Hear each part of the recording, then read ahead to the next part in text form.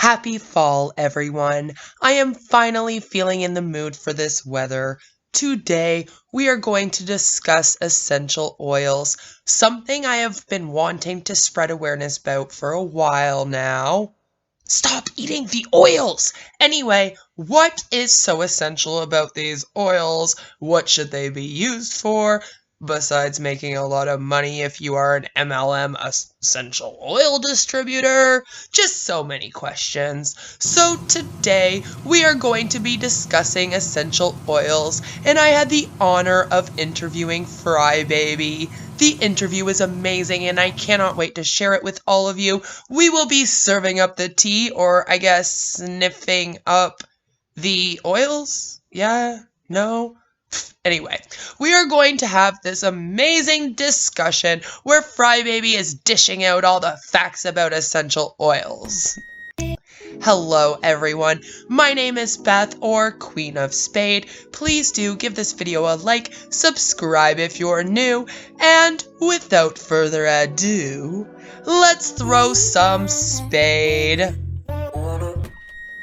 Now, frybaby has her own channel on YouTube, and her Instagram account is @anotheroilymess. Love it. And I will leave her links down in the description down below, so be sure to go check her out. But let's get right into it. 99.9999% and 100% for all the huns. No, they should never be eating the oils ever. No. And sometimes now you will, I don't know, and this is probably the best example I can think of, but there are a few others. There are some companies that make cough drops, and like Hall's cough drops. You're familiar with them, right? Yep. They use eucalyptus essential oil in their cough drops. Okay. So that's more of what I'm talking about with the nuanced argument. I really feel like that's a far cry from putting essential oils in your soup. And so that's why I say 99.999999% never eat the oils, And I definitely don't think that someone who is in MLM essential oils should be even focused or on that. And that seems to be such a big thing. And the worst part about it, and I think I told you this when we were chatting, just text chatting, Yep. Is that doTerra they hire medical doctors to do advertisements for them. Yep. And there I have a video that I've downloaded that I'm going to put in my eating the oils videos, where this doctor says to eat the frankincense oil. I mean, this is a medical doctor saying this, and I just feel like, God, why is this necessary for them to focus on eating the oils, or for this doctor to say that and present it to people as if it's something safe to do? Yeah. And the way I look at this is, people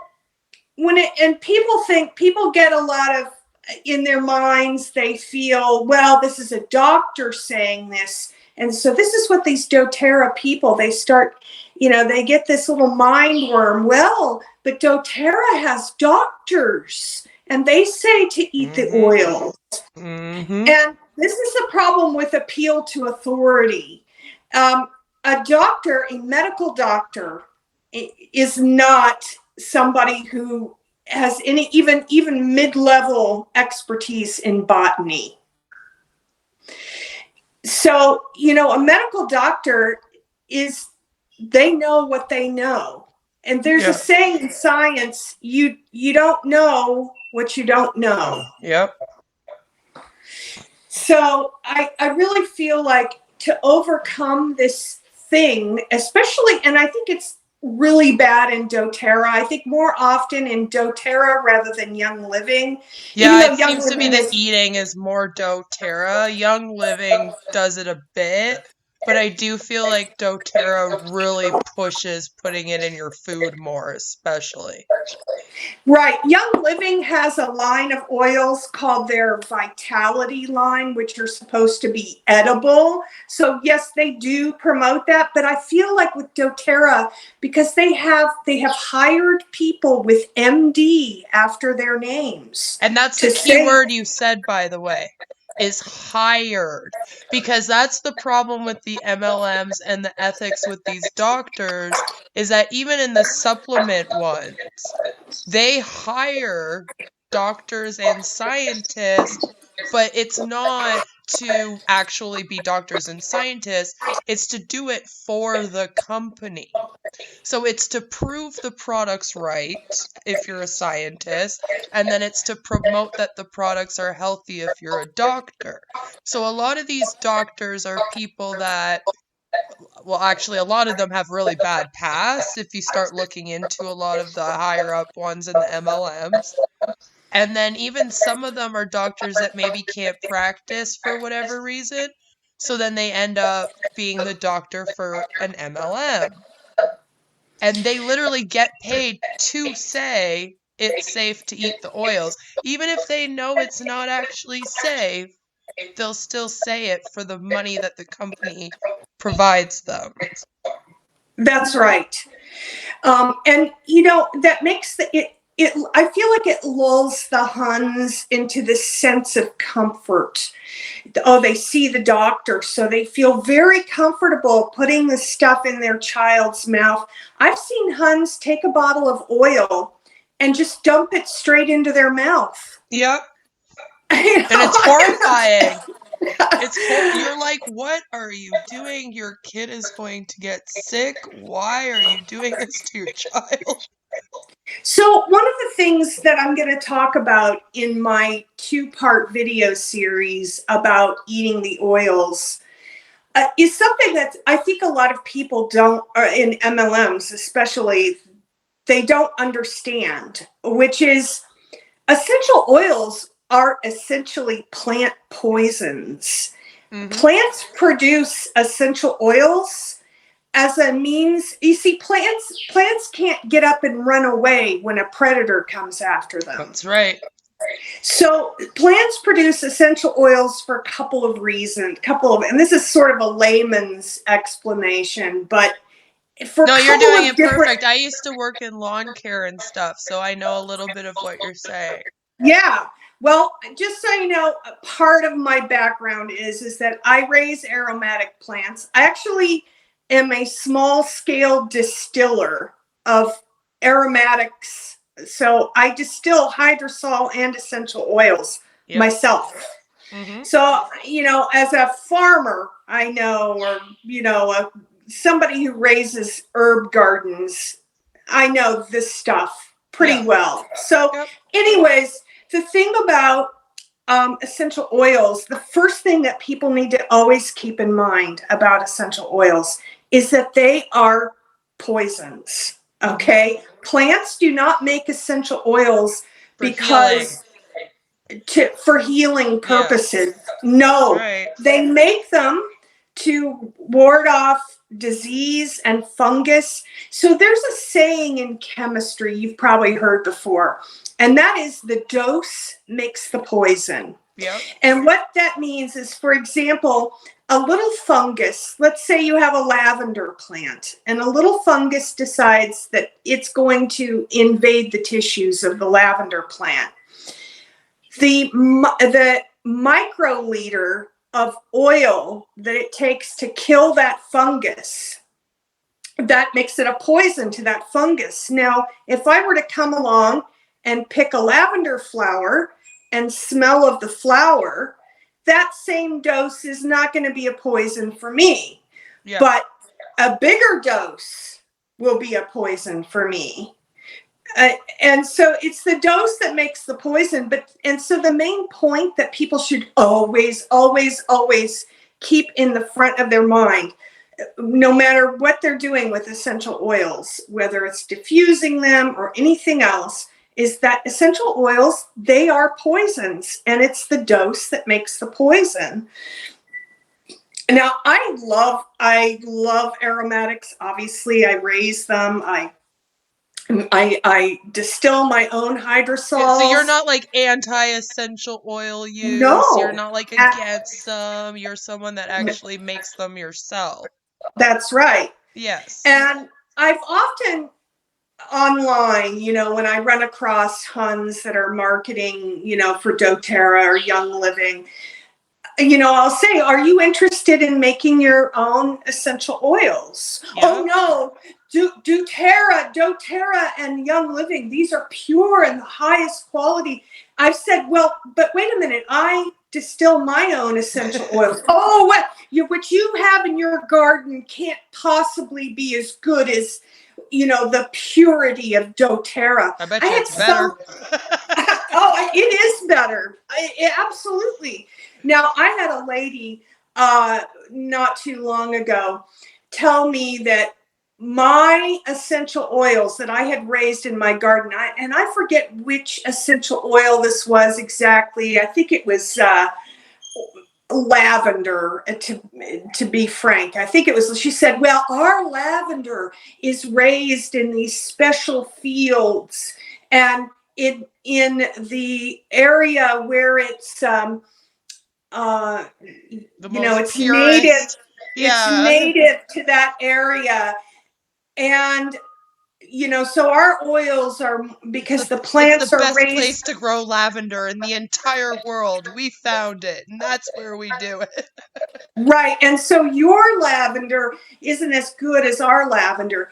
Well, that's actually a bunch of crap, because lavender is raised in a lot of places, especially places that have more of a Mediterranean climate. And when it comes to lavender, lavender can have different fragrances depending on the elevation And it's it's grown wild. at. It can also And be wild. yes, it can be. You're I used to absolutely have right. wild lavender. I grew up next to a farm. It was Sutton Farm, which is one of the most well-known farms in Canada. And like they used to have just random things like lavender would just pop up in the fields back there. Yeah, so you seem to know, quite a bit about this. So you know that what I'm saying, or what they're saying, is it's Bullhooing. really not a valid argument. No, so like And I think where you were going with this though is that there isn't really a special place to grow pure plants for essential oils because you yourself do it yourself and you know that you're using good stuff. You're right, using pure oils when you're doing it in it your it backyard or really, wherever you do it, right? right, that's true for the most part. Now there are some um there's some differences, for example, in wine, the concept of terroir, which is where the wine is grown, the elevation it's grown, the Yeah. soil conditions, and Yep. all of that. Well, aromatics can have a similar terroir. Yeah, and some And things only grow in certain climates and certain places, so it's harder for you to grow it, maybe like things like that, right? Like things can flowers or be regular plants. things can be better quality grown, and I'm comparing this to wine. Wine can have better quality depending on the terroir. It's the same thing with some essential oils. Now, that's that's getting very technical. You'll have some very reputable essential oil companies, and these are the professional companies that will give you a complete breakdown of where the aromatic was grown, the soil conditions, the elevation, the Yep. weather. And here's the other key point: a legitimate professional essential oil company will also give you a gas chromatography, mass spectrometry uh, testing to prove to you that the oils are not adulterated. Now, for everything doTERRA and Young Living say, oh, our oils are so pure, they refuse to provide GCMS testing results to the public Yeah. or their huns. So They you won't know do that they it. haven't had it tested the appropriate way to even find out exactly how pure it is. Their seed to seal is legitimately a certification they made up themselves That's exactly right. to say, Without yes, they're pure, and they just kind of slap it out there as if it's a real certification or testing. Right. And I've tried to have this discussion with essential oil huns, and I point out to them some of the professional, very well known, legit companies that provide the testing results. And I say, well, I'd like to see the testing results. So you say it's very pure, you say it's wonderful and pure and oh so pure. I'd like to see the test results. I'd like to know for sure from a third party lab that the test results show that there has been no adulteration of the oils. There have been, and I will dig up the links for you if you want to look at this. I don't know if you've heard about this, but there have been people who have actually sent out both doTERRA and Young Living oils Hmm. to a third party lab for GCMS testing, Yep. and it's come back adulterated. Yeah. I I don't know for sure, and I don't want to get into any libel or slander, but This is just a theory. This is just an opinion. right, without GCMS testing, you cannot know whether or not the oils have been adulterated. Well, no, you can't. I mean, unless you got an oil that was already opened that maybe made you question something, but that would be after the manufacturing and packaging of it. So there's nothing that can tell you it's been had stuff added to it or anything like that other than that test. That's Right, the only one. even if right, only that test can determine. You see, GCMS testing, it's the thing that it's really good at is forensics, Yeah. and that's what it's used for, is for forensics. And so when it comes to essential oils, that particular testing model can absolutely tell you if the oil has been adulterated. Now, the way they adulterate this oil is interesting because essential oils are made up of terpenes of various types.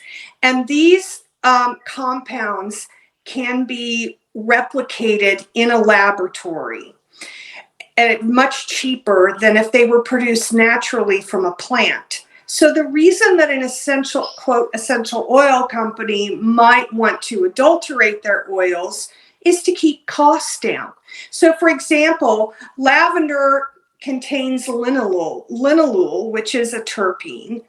And Okay. now it's cheaper to produce linalool in a lab than it is to extract pure essential oil from lavender.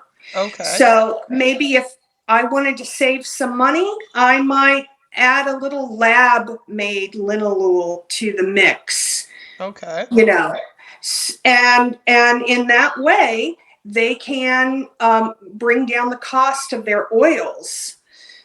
So any compound that you find in essential oils, everything's a chemical. That drives me nuts when I hear the Huns say, "Oh, the Yeah, chemicals, the chemicals." chemical free essential oils. Look, everything is a chemical, and every compound in essential oils can be artificially produced in a lab.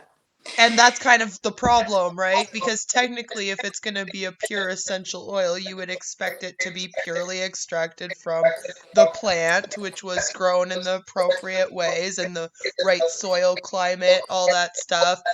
And then you know for a fact that they can produce this in a lab. And then when you think of MLMs like Young Living and doTERRA and how they work as companies, right? you can Right. kind of think in your head, like, they probably are trying to cut costs. The main point for them is to make the money. It's not about the products. That's usually the issue with these companies, right? Is the products are meh compared to what you can buy on the market. And so it wouldn't be that much of a stretch to say that they probably are doing that to cut costs. And then that way they can also cut costs with the growing and producing of it. And you know that they're going to cut costs any way they can to ensure they make the most amount of money. I absolutely agree with that. And like I said, I will try to, I'll look up the links for you, but there are people, and some big people who sent out uh, samples of oils from doTerra and Young Living to third-party labs that found adulteration. So they found that synthetic terpenes were added to the oils. Yeah. And that they weren't completely, pure from, Yeah. right, the GCMS testing, it looks like when you look at the results, there's a certain pattern that it gives on the results that shows that it is a pure oil from the plant. And when an oil is adulterated, it's easy to see that in the test results. There's a really good link on my YouTube channel, on my playlists. Dr. Robert Pappas, and he's a PhD in chemistry. Yeah. And he has put up a series of videos. And by the way, his anti-MLM rants are just hilarious. But he has put up on YouTube a complete course of essential oil chemistry. So he tackles this from a chemist's point of view. And there are about 15 videos. And anyone can sit down and actually take his university course for free. He doesn't charge anything for it. Yeah. Take his university course on essential oil chemistry. And he shares those videos on YouTube. I share them on my playlists on my channel. And I encourage huns to go and just to discipline themselves, to sit down and watch and participate in this chemistry course. Because that's part of the problem to a lot of us is if they had the proper education and training on the oils and the companies also didn't promote and had the proper education and training, if they didn't promote bad use of the oils, things like eating it, overuse, which is another thing I want to talk to you about in a moment, and etc. And all they were doing is selling it just as nice, pretty smells, we wouldn't care.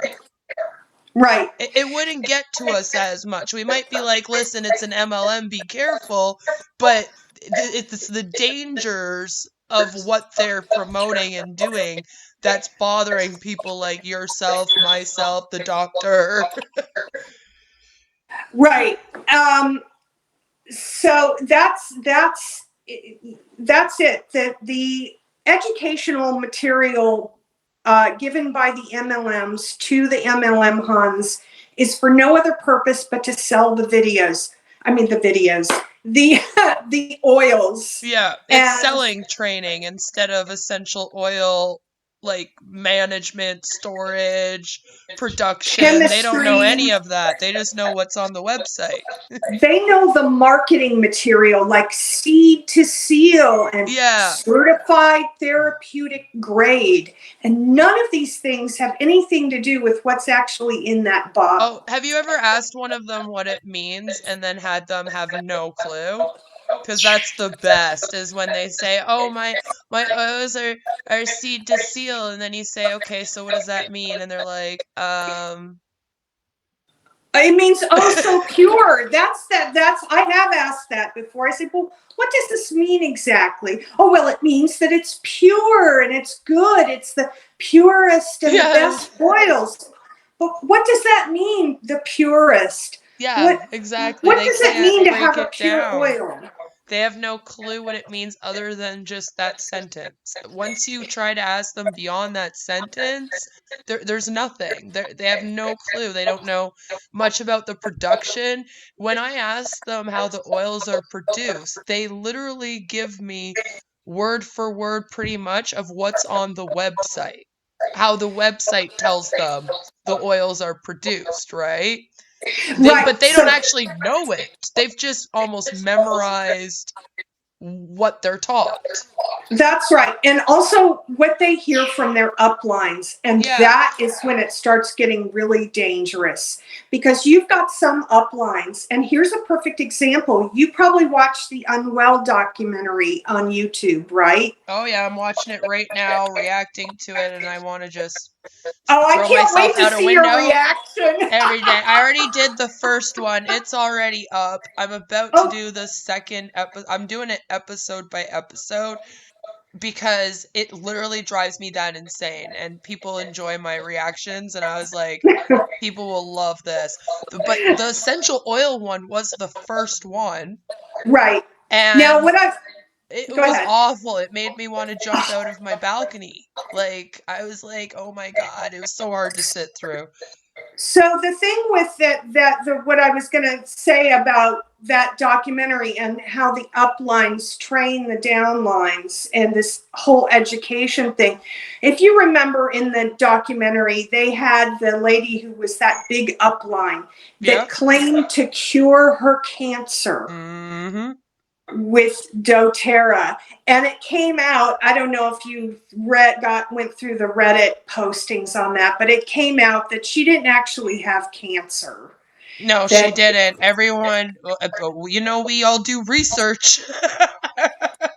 We all go, wait, this girl said what? It cured her cancer? And then, of course, a bunch of us go to our computers and we find her and we look her up.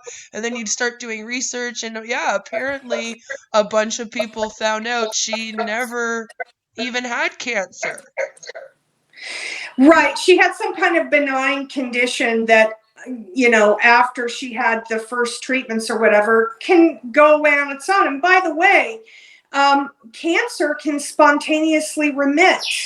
I mean, Yeah. sometimes it can just go away on its own. It's not like that's the most common thing. But that's why when people say, "Oh, well, I cured my cancer with this," or, well, how do you know that it was actually that cured your cancer and it wasn't a spontaneous remission? Where's Or your proof? even, I've had people that are even still doing the radiation and chemo, okay? So they're going through proper cancer treatment. However, they've gotten Young Living or doTerra, and they still, at the end of it, swear that it was the essential oil that helped cure them. And I'm like, but you went through months of chemo and radiation. I Like, yeah, that would have been what cured you. right. And I feel like that is a terrible thing to do because it leads other people to believe that if they do the same thing that, oh, well, I just won't have to go through chemo. Well, In that's the fact, danger, yeah. my story of how I came to anti-MLM was that someone I know actually died from taking Oh my doTerra God. instead of getting chemo for Oh breast my cancer. God. And that just horrified me so much. I said, That's there's got to literally be. like the worst nightmare story. Like, that's what, see, and that's what a lot of us out here in this community that run the pages and have channels already, like people like Monica, the recovering Hunbot, Savannah, like anti-MLM, MLM police. I can list so many names, but that is seriously all of our greatest fear with these companies is something like that, where this misinformation or miseducation leads to somebody believing in it so much or being so desperate. Because when you have something like cancer and you're trying to get treated, and it maybe isn't working as well for you, the treatment or whatever, and then some hunbot pops in your inbox and promises you that they're going to solve your problem, they're going to treat you. It's not that hard for even the most intelligent person, while ill in desperation, to give in to that. And so it's Yeah. like, that's the greatest fear. And you'll notice there's a lot more holistic medicine practices kind of happening in our world at the same time as these MLMs all jumped out. And so we're all like horrified that this is going to actually become a thing that's going to take over, and people are going to start using this instead of Western medicine, and people will pass away because You know, essential oils do not cure your cancer, and neither does any of these products out here that anyone's selling. right. You know, one thing I think it's really horrifying to me, anyways, is that the concept of a home remedy, which is not a cure, a home remedy, Is a and I'll give you the aid. best is the best example I can give you for like a home remedy is a cup of hot ginger tea for your tummy ache, Yeah. or a cup of mint tea for your sniffles, Yeah. okay? Or something to kind of relieve your pain. A lot of people with cancer use cannabis to relieve pain because they don't want to go on the opiates. Um, and this is, I feel like this is a very different thing. And it's a shame that these companies and these practices get confused with, Yes. some legit mild home remedies that can be helpful for people. I know I have autoimmune disease, and I have severe joint pain, really severe. And a nice hot bath with herbs in the bath is very helpful for my pain. I Yeah. would rather do that than take opiates. Yeah. And that's what I So, mean. See, there's using these things like that, which is in a helpful way, which, like you said, is way different than coming out and saying, I use this essential oil and it cured my cancer. Like, if you say, right. I burnt some essential oils, I burnt some lavender and it helped me calm down to sleep at night, I am like, good for you. Burn all the lavender to get all the sleep you want. But if you're telling me that you're drinking it to cure your cancer, that's where I have to kind of say, okay, listen. I feel like all common sense has been lost in the modern world when it comes to this stuff. I feel like a lot of these companies, and not just MLM companies, but there are a lot of shady companies, Holistic medicine wannabe companies. alternative Yeah, medicine, um, which have completely perverted the concept of a useful home remedy. yeah, And anyways, so we were going to talk about overuse, and that's a really good topic. One thing I want to say before we talk about that, in the MLM essential oils realm, you'll hear a lot about frankincense oil. I'm yeah. sure you've heard a lot of huns say, "Oh, they cured this with the And frankincense oil," and and they they always bring it back to Jesus, which is another thing that really annoys me, the whole use of the religion thing with this, but that's another topic for another time. So I right. do find like that is one of the main ones that they talk about is frankincense. So let me give you a little bit of history on the use of frankincense. First of all, in biblical times, essential oils didn't exist. No. The technology for distilling the essential oils, the way we understand it today, did not exist until about 1,000 years after Christ, Yeah. or after that point in the Bible. So that's just a moot point. And often when I watch a lot of essential oil videos on Facebook that the huns have put out, and they'll have their little curio box and a big Bible quote. You know, this is the oil house of the Lord. And I sit there, I just kind of face palm. Gee, you know, they didn't have those essential oils in the Bible. And, you know, I've actually tried to talk to some of the Christian huns and say, hey, are you interested in learning about making essential oils, or making oils, not essential oils, but making oils the way they did it in the Bible? Yeah. And You there would think couldn't they be would say less yes, interested. right? That Because you they're think always you going get, on about it. you think you, right, you think you get a, oh yes, I want to hear more about that. Oh no, they get very angry and block me. So That's so weird. right, you want to learn about how it was really done in the Bible, in the biblical times with the oil infusions. Let's talk about the plants in the Bible.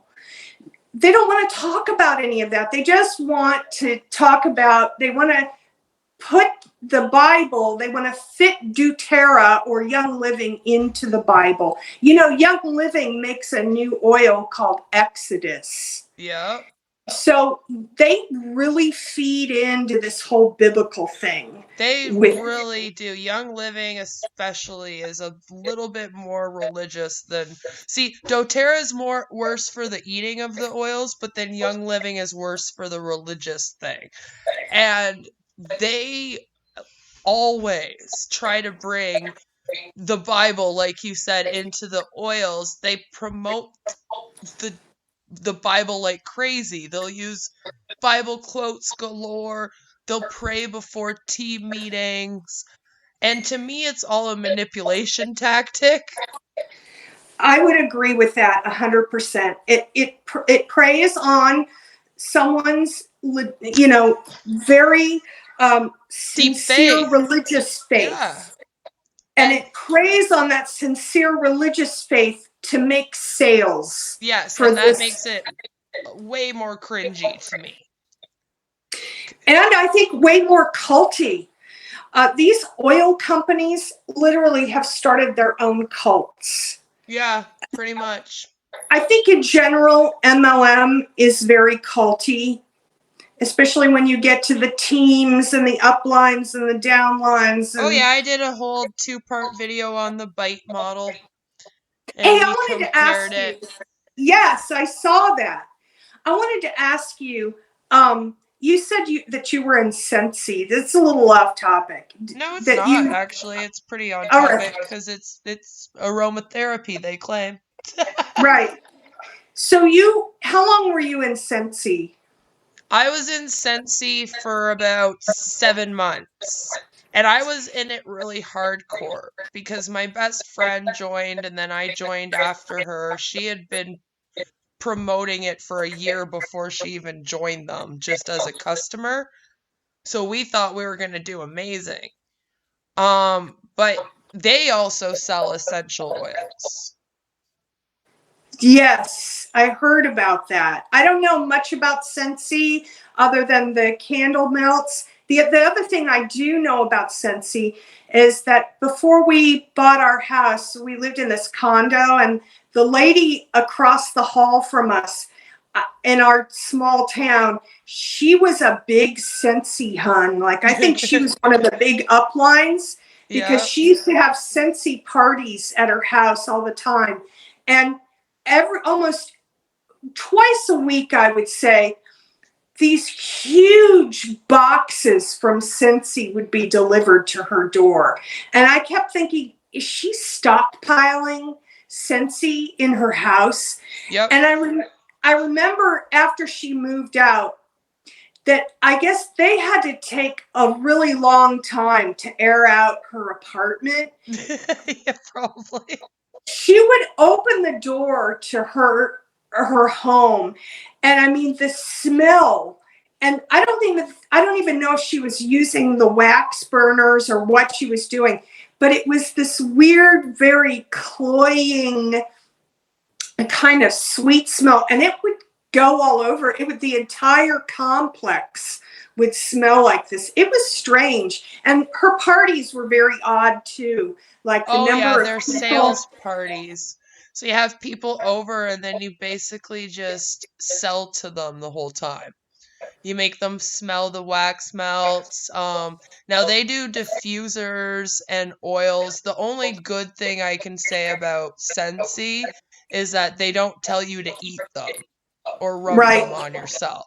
Girl, I will tell you what though, I actually I wish I could find this post again, and it was some time ago, it was posted on Reddit, that somebody was claiming that the Scentsy could cure cancer. Now No, no, no, no, no, no. But I wouldn't be surprised. I really wouldn't be surprised because the funny thing about Scentsy is that a lot of people think of it as the safe MLM. So what happens is people leave companies like Young Living and doTerra and then end up at Scentsy.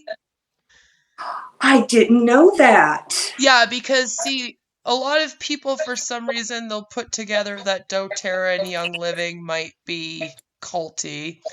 But Scentsy, everybody thinks it's like the safe MLM and it's the most used. You'll even see on Reddit like people will be like, "Oh, I'm anti MLM, but I warm Scentsy." It's like, "Okay, but that's please stop doing that." So, it's a hard one to kind of beat and talk about, which is partially why I started doing this because I was like nobody's talking about how troublesome Scentsy is. And what Somebody are some has to. I'm just curious, what are some of the things? Is it the same thing with Scentsy as with other MLMs? Is there anything that makes Scentsy even, more, even worse than other MLMs? Or It's the same cult behavior. The one thing about Scentsy is that there's a lot of the bullying behavior. Um, the uplines and stuff tend to be a little more crass. And like I said, it ends up with problems because people will leave companies like Young Living and doTerra and then go to Scentsy and sometimes the huns from those companies are a little bit diehard in comparison to Scentsy huns. But the thing about Scentsy that is almost so dangerous is the fact that people don't think it's dangerous. I could see that. So it's kind of like the one that is probably actually the most worrisome in ways because they've convinced everybody that they're like the good company. They're the good MLM. And so, but they're not. Like, they're the exact same. The products are overpriced. You can get very similar at Walmart for cheaper. And it's questionable about what they use. Because the one thing that is a little weird about Scentsy is although they don't promote eating the oils, what they do say is that the wax is made out of paraffin, and therefore, if your child or your dog eats it, they'll be safe. Oh, So there is a really? little bit of that, which worries me, of course, because I'm like, we don't know that though. Like, we haven't tested to make sure. So I would just completely avoid it. And of course, you worry because you know some people may think that and then not watch their animals or their children enough because of it, thinking it's Right. more safe.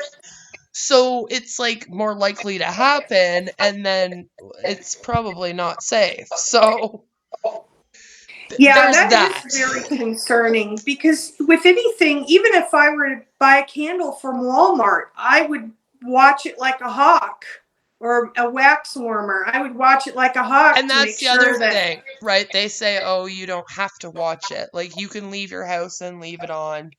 You can go to What? bed and leave it on. They have like nightlight ones and stuff. And so there's some worry with that too, because although I haven't yet heard of a fire breaking out, there's always the chance. They claim that they've made the product so that it can't happen, but the night lights you plug into the wall, you don't know what's going to happen with anything that you plug into the wall.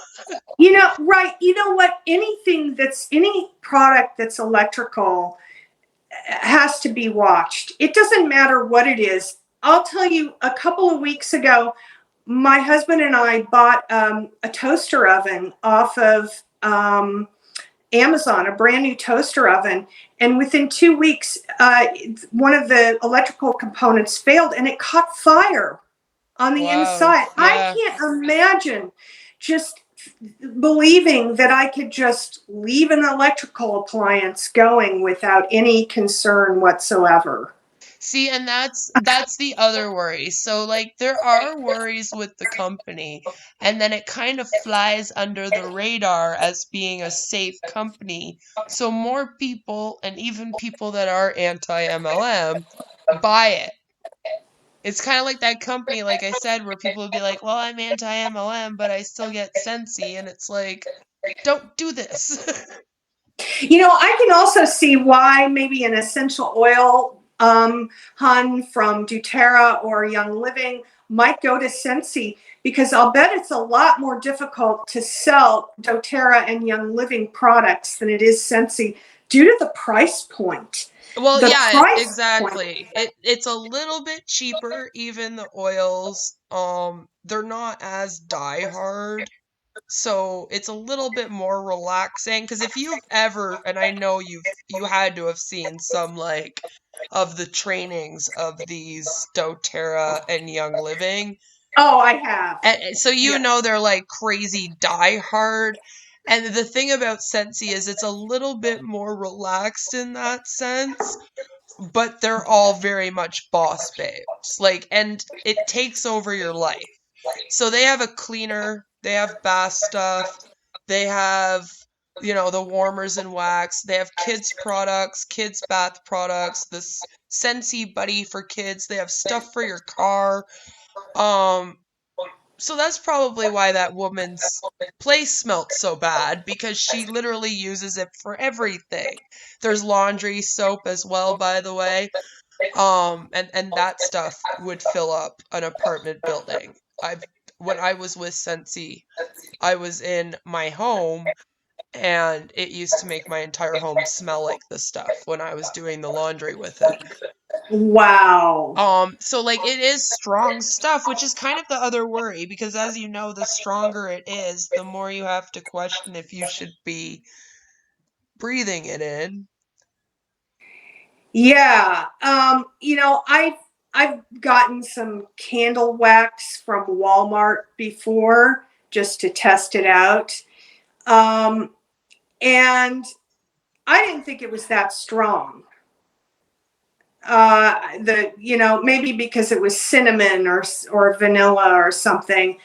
But it didn't smell anything like what was coming out of this lady's apartment. So they must add a lot of fragrance to these products. And that goes into our other topic we wanted to talk about, which was overuse. But Yeah. before we get to that, I wanted to finish my little spiel about frankincense Sure, oil, sure, which yes. tends to be the thing that is just another thing that just drives me insane. Yes. uh, because they're always promoting it, always talking about it. It's always a cure, always a treatment for everything. The frankincense oil. Here's Yeah, the it thing tends that to be should, the cure-all one, right? yes. Here's the thing next to like thieves and on guard is the frankincense oil. Now, Yep. here's the interesting point, and I have confronted Huns with this information before.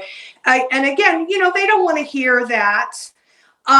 So frankincense is a resin. You probably know that. It's a resin extracted from the boswellia tree. And there are many different species of boswellia. It grows all over the Middle East and North Africa. Yeah. And it is part of the traditions of the Middle East and North Africa. The resin is often used as a home remedy. So the whole resin It can be consumed. It is not dangerous like the oil. It's just like if you were to eat a mint leaf, Yes, or have it's like mint if you tea. eat the plant, you might be Right, okay. Do not drink the oil made from it, however. right. So, part of the folk medicine traditions of the Middle East include frankincense resin Yep. in various methods of ingesting it or using it to burn or other things. Anyways, so the component of frankincense oil that has been shown to have mild anti-inflammatory effects, okay, which is why it's a folk remedy, right, for like joint pain or a headache or something else. The primary compound is boswellic acid, and that occurs naturally in the resin. Now, when the oil is distilled, when frankincense resin is taken and it's distilled and the essential oil is made, the compound boswellic acid that's responsible for these mild anti-inflammatory effects, the molecule is too big to pass through the distillation process. So the huns, when they talk about how, that frankincense oil is going to help your pain management, that's actually impossible because boswellic acid is missing from the essential oil. You have to consume the whole resin in the way that the folk medicine in the Middle East has done this for thousands of years Yeah. to get that effect. Yeah, no, To get that would make perfect sense. And so that can't be distilled. They have to distill the oil, so then there's no way that it's in their oil. So there's It's no not curing properties. They're missing the main component that would make it a curing oil. that would make it a remedy. I prefer to Yeah, say a even remedy cure is a because heavy word to use, right? it is. The thing is when you look at these traditional folk remedies around the world, you don't really hear much about curing. No, it's more like a helping, easing, aiding.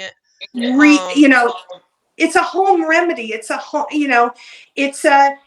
folk remedy. yes, that's a bit And different, right? It's it, they're not saying it cures. It's just something that you do at home to kind of help you. that's right. And people in the Middle East, they go out and they scrape the resin off the tree. They're not buying $100 bottles of oil from DoTerra. Well, They're going out give it in a the little bit of wild. time. I'm sure doTERRA is trying to get there to start trying to sell them it. Hopefully Yeah, they'll know better. also, there's a great amount of environmental impact from these essential oil MLMs Yep. that are, frankincense resin. A lot of it has to be harvested in order to make the oil. So Yeah, so how are they going to continuously now for the rest of time be able to come up with the resin and take it from there? I mean, we're gonna run out of this.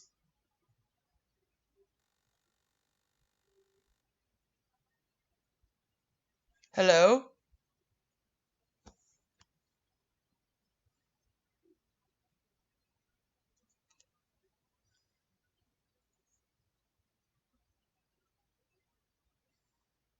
Hello?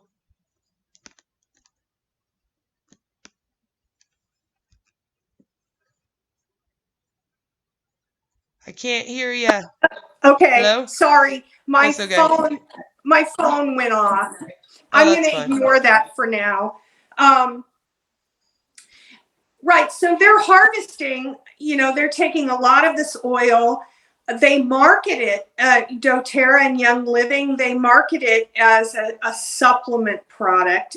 I actually have a video from a doTERRA doctor that encourages people. He says in his video, well, you can eat this and it's going to help with your symptoms, whatever. Even if you, my No. goodness, even if you, um, let's say you wanted a little extra help with joint pain and you didn't want to take, or you couldn't take non-steroidal anti-inflammatories for whatever reason, and you don't want to take opiates, and maybe you need a little arthritis relief. Yeah. You're not going to get that from the frankincense essential oil. You No. really have to have that whole resin. And the best way to experience these folk remedies is to work with them in the way that people in those cultures Yeah, have the way worked they with actually them. do it. Yeah. Yeah, you don't want You to know, change the remedy that they're using because then technically you're not doing the same right. thing. You're not, and you're not getting the boswellic acid. So this is a point I love to talk to the huns about who are promoting frankincense oil for everything. And I'll say, but where's the boswellic acid? It doesn't pass through the distillation And they process. say, The "What's that?" molecule is too large. Huh? And they probably respond with, "What's that?" Well, sometimes, but sometimes they just get really upset and they say, well, but it's got other things to help. Well, that's great, but But that's not what you need there, honey. that's not the traditional way to use it. Anyways, they want the neat, clean, commercialized way. They don't want, to buy or to go out and forage the frankincense, or to buy it from a legitimate resin dealer Which that tells has you that it contacts can't in the be, Middle East. yeah, which tells you it can't be that pure then. Right. Now, I know that down in Arizona that there are people are growing boswellia trees. So actually frankincense can, any environment that has the harsh desert climate, you can grow the boswellia trees. Yeah. So like I know a lot of huns live in Utah, and that's a pretty harsh desert climate. They could probably grow their own boswellia trees if they Yeah. wanted to. But they won't, because here's the thing is that doTERRA and Young Living have almost convinced them that they're the ones that do it the best way. I think that's why when you try to offer it to them, you get met with so much negativity and like, but they do it better. It's almost like they get brainwashed into believing that as well. So even if you were to provide them with all the tools that they needed to do it themselves, they probably wouldn't have the faith to do it because these companies have pumped into their brains so hard. They're the ones that do it right. It's a big And part of the brainwashing, right? yes, yes. And I also find, in addition to that, that, when I approach them in this manner, is that for a lot of times it uncovers the fact that they have no interest in any of this whatsoever. They just Right? want, You would think they would want they to don't learn so care about much. plants. They don't And, care about botany. They which is don't like, what are care you about any doing of it. here? Why are you trying to sell oils if you don't even want to have a conversation with me about this? And then, of course, I've been accused of bullying because I've tried to have a conversation. I'm not trying to bully. I'm just trying to have a conversation about, I love to talk about aromatics. And the I thing love is, to talk about with resins. some of them too, if you don't just come with the question right away, you're not going to get there with them. And a lot of people don't want to, because another thing people do is they'll pretend to be interested to get the Hun's attention, get them in the DMs, and then have the conversation. I don't even waste my time with that either. That's too much work for me. I'm busy. So if I see something like a Hun saying, let's eat the essential oils, I just make a comment under it like, please do not eat this. It could be dangerous. Please do your proper research. And then I'll link them a website that explains how you should not eat essential oils. And then I just walk away. Yeah. Because after that, I know they're going to argue me. And like I said, I really can't argue. And you'll notice too, when you have a channel, once your channel starts growing, you just stop arguing them. You just do it in your videos. It's like, instead of arguing you under a post or bringing this up in a post, I will just use your post in a video and then tell everybody why this is bad. Right, and that's what I do on my Instagram, and that's another thing I'm doing. I want to do on my videos too, is Yeah, to just talk about why, and let other people know, because I have found, just like, I completely agree with you, and just like you said, when I try to have a one-on-one with them, I just have a private one-on-one, like in their post or in the DM, and yeah. talk to them about aromatics, or what they're doing, and say, hey, there's a better way, would you like to learn more? It's free. I'm not charging you anything. Here are some good resources, to learn this stuff. You seem like somebody who's really interested in aromatics, and that's wonderful, and you're really interested in botany, and that's great. But they're not. A lot of times they're just, there are a few that do have a sincere interest in the oils, right? Yeah. But I find 90% of the time that sincere interest stops at the door of the MLM. So if it's anything beyond the MLM, they're not interested in learning about. No, That's because sad. and part of it too is it's not all of it is that they're not interested. A lot of it is, like I said, from the second that a hun writes you as a potential customer, they are putting it into your head that they are the ones that have all the answers about it. So there's no point in listening to anyone else. There's no point in doing more research.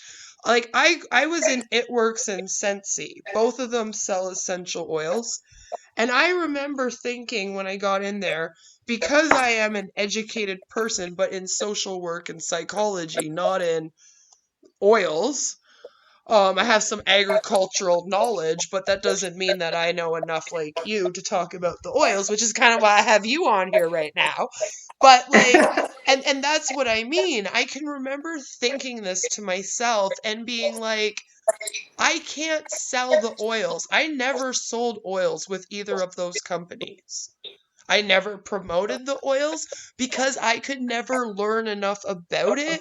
And personally, if I can't learn about it and research it and know my stuff, I'm not going to be speaking on it. I was at least smart enough to be a hun like that. But Right. but the funny thing is that they'll still tell you to. And I can remember like them saying, if you sold someone a diffuser and an oil package, then maybe you would actually make commission this month, because I only made commission the first 3 or 4 months I was with each company. And it was like, but I don't know enough about it.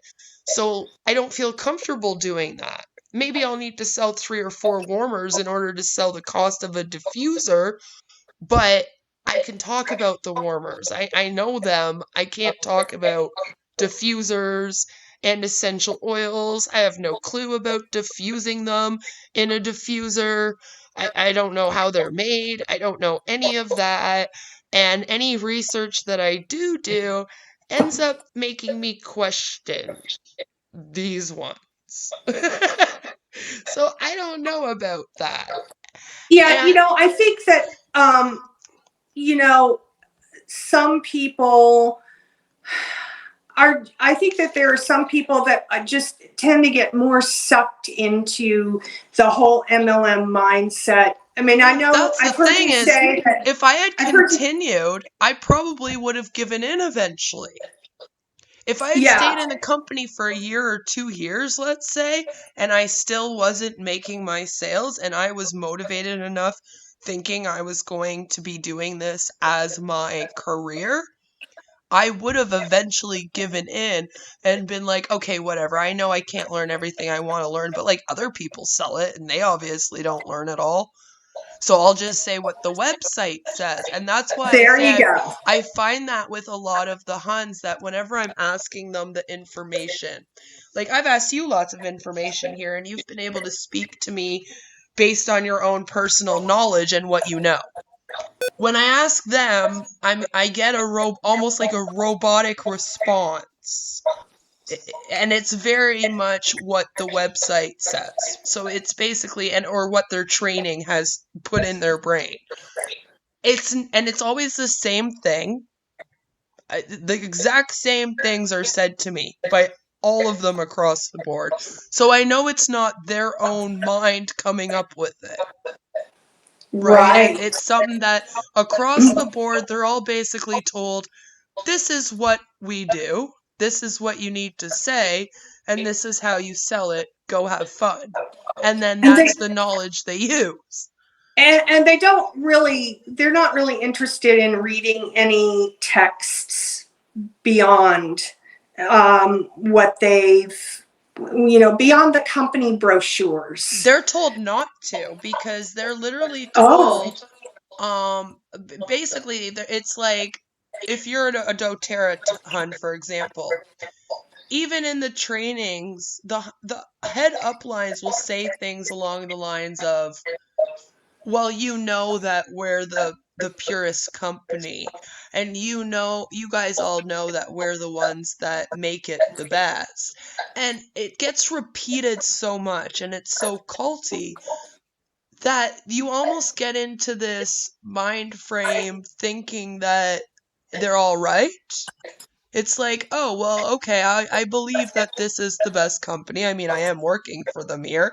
And, so I don't need to research anymore. They're providing it all for me, which is another thing you'll hear them say. We provide you with all the materials you need to know. Very key thing that they constantly tell people.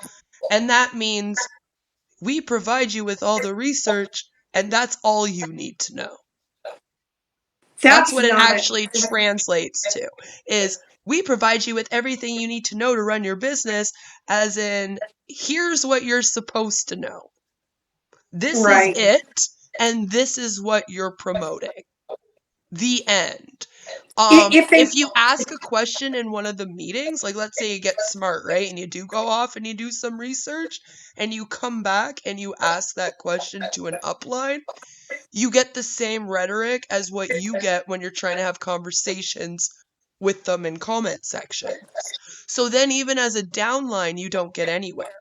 So you you know almost give up. Some people, that's when they leave, yeah. because that's when people usually start to put it together, is when they start questioning the companies and the products, and they're never getting the proper answers back.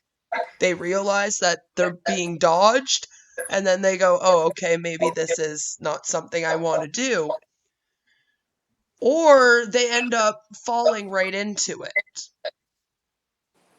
because there's nothing else to do. What else are you supposed to do? If you've poured your money into this company, you've put your faith into this company. So it's either leave right then or kind of hold on to every word they say. Right. And once they've dumped so much into it, either money or time, I mean, Yeah, the harder it what is to made you leave, right? what made you want to leave Scentsy? Was it your uplines that made you become disillusioned with Scentsy? Was it the income promises that you realized?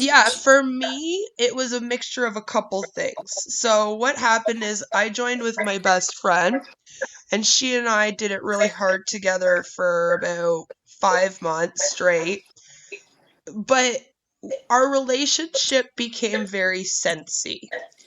So I noticed that whenever she and I were talking, and she also noticed, and it wasn't done on purpose. It was just whenever we were talking, since she was my upline, she would ask me about Scentsy and how's it going and are you making sales? And then we would talk about our kids for a minute, and then when it would be, oh yeah, and then Scentsy this, Scentsy that. And I was talking to her the one day, and I was like, I feel like we haven't had a conversation, just us, like as friends, in months without Scentsy. And right around that same time, there was some bullying going on. Now, I've already kind of stepped my foot in the door with anti-MLM, because after ItWorks, I actually had already started researching, but I was one of those people who told myself that Scentsy was safe. So I still did it, even though I was like half anti-MLM after ItWorks. So right around the time that I see bullying, and I'm coming to the conclusion that now even my best friend, the godmother of my child, and I are business partners more than friends, there's bullying from the uplines to other downlines, and even partially me, about how we weren't all making enough sales and etc. And it was very cheek to tongue and finger pointy and bitchy. They're bitchy about it in that company. They try to be very sassy and edgy with everything. So it just didn't sit right with me. And so I kind of brought up to my upline, like the manager of of our team or whatever, that me and my upline, my best friend, we've been working real hard. We've been trying our best out here, and we made commission for the first few months, but I mean, we haven't stopped working, but it just hasn't been happening for us. Doing the same amount of posts, putting the same amount of work in. So it's not really fair to say that a bunch of us aren't actually working to get our commissions. She friggin' lost her mind on me. She posted me up in the group chat, going off about me. And then I said to her, "Well, you know what? Wow. I can't be successful in a business that's set up for all of us to fail anyway. I'm out." And I left. Wow. And then my friend followed very shortly after. It was a little harder for her to leave because she had a lot of in real life friends that were in it. But she eventually just kind of left the company, and we're great friends now. Like, we went right back to being friends like we used to be, but that's not always the case. And I would have been really Yeah. upset if I lost my best friend and the godmother of my child to some MLM company who I've been friends with since I was in grade 10, and I'm 34. So, that would have been a very big loss to me in my life. And so once that happened, and I really did see like real bullying in MLMs, because I had seen a little bit of it, right? But that was the first time it was really right up in my face. Because I don't know, Right. for some reason this day, she was just very, very angry all day long that she didn't make the commission she wanted to make or something. I don't know. So she was like going off. And it was just very unclassy. I was like, I'm not working. If I was at a job and I had a boss yelling at me like this, I would not be putting up with that. Like, no Right. boss would speak to me like this or speak to their team like this without it being looked at as some kind of like break of a labor law somewhere. Like, this is ridiculous. That's a really good point you bring up, because one of the things I've noticed in MLM is that the behaviors aren't the same as if you were in a corporate job. The Yeah, professionalism, it's the gone. There complete isn't lack of any. professionalism. It's fake. The professionalism, I call it fake toxic positivity. That's Right. their professionalism. There's no real professionalism, because even with companies like Scentsy, like, they'll tell you, like, be a realist. You badass bitch. Go up there and, be gangster even. Be yourself. So that's where some of the professionalism goes out the window right there. But there's no time for professionalism when you have to be fake all the time. Right. You're always putting on this happy-go-lucky, everything's wonderful, my business is so great, I'm making so much money, oh my god, I love my products, oh, look at my kid even loving the products, just constantly. I And they think tell you in if you have a problem, don't bring it up. I think in the oil companies, the essential oil companies, I've witnessed this when I've lurked on a few pages and conversations. One of the things that happens is that when someone has a negative effect with the oils, like they've had an allergic reaction, Yep. or the oils haven't cured their autism, or the Yep. oils haven't cured some disease that they have, that they're not supposed to talk about that. No, they That get they're not. shut down. I've They're seen not. post delete just disappear from a group like that. It's been posted in one of their groups, and then 2 seconds later, it's just gone. That's very different from a legitimate essential oils aromatics company or practice or professional, because people who are in the aromatics profession, natural botanical aromatics profession, they want to know if someone has had an allergic reaction. Yeah, they want to They know so that they absolutely can want look to into know. it. Then they want to know so that they can warn others if there's a problem with the product. They definitely want to know so that they can do a recall and fix the problem. The normal That's right. companies want that, right? That's they completely discourage. That's that toxic positivity you were talking about, is that Yes. they discourage anything that they perceive as negativity, and that Or, would include someone saying, I had an allergic yes. reaction to Or, this lavender oil. The yeah, truth is that lavender oil it's actually, lavender is one of those botanicals that a lot of people are allergic to. There are a lot of people who cannot use lavender because they've that makes developed an sense allergy actually. to Because it. it is a And that's just sinus a thing. fact. That's not a slam on No. lavender oil. That's just the way it is. It's Is true that's because it's part of an allergy in a lot of right. places. Like here when the lavender comes out, it will be part of like ragweed season and you'll get allergies from it. Right.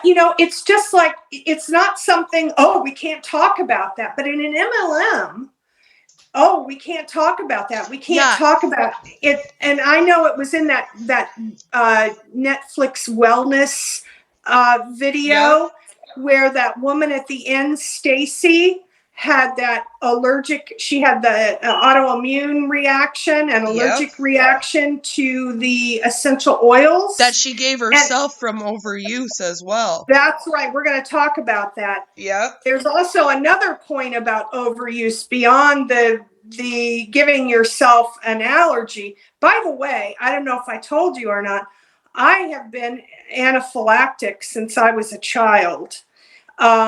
I have severe life-threatening anaphylactic allergies. Okay. So when I carry an EpiPen, Okay. and I have had allergic reactions throughout my life that have hospitalized me, that I've been intubated for. That's awful. I'm so sorry. Listen, it's the immune system. So I It know is, a little as bit you know, about that. I know the fear anyway. now I want to ask you, what if somebody said to your husband, if they said, "Oh, I don't want to hear about bees are wonderful.